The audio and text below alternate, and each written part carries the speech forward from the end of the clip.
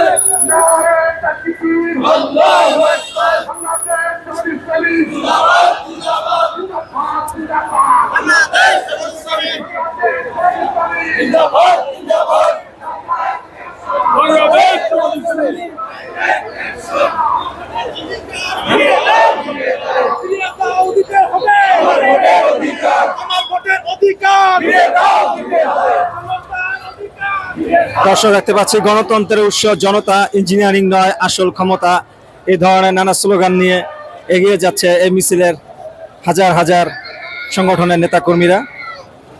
জুমার নামাজের পরে বাইতুল মোকাররম উত্তর গেট থেকে এই মিছিল শুরু হয়, কাকরাইল অভিমুখে যাত্রা শুরু করেছে। জুলাই সনদ বাস্তবায়ন নিয়েও মিছিলে স্লোগান উঠেছে।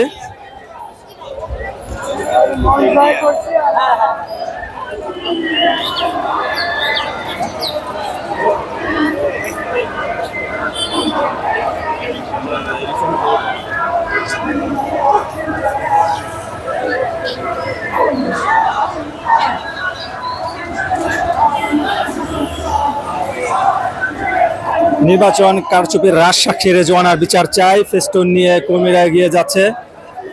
জনগণের রায়কে হাইজ্যাক করা বন্ধ করো, এ ধরনের নানা স্লোগান সংবলিত প্লেকার্ড ফেস্টুন নিয়ে এই মিছিলে জামাতের নেতা কর্মীরা উপস্থিত হয়েছে। মূলত রেজওয়ান হাসানের এই বক্তব্যের মধ্য দিয়ে, এই মন্তব্য এবং বক্তব্য যেটাই বলা হোক, এর মাধ্যমে রাজনৈতিক অঙ্গনে নতুন করে আবার উত্তেজনা সৃষ্টি হলো।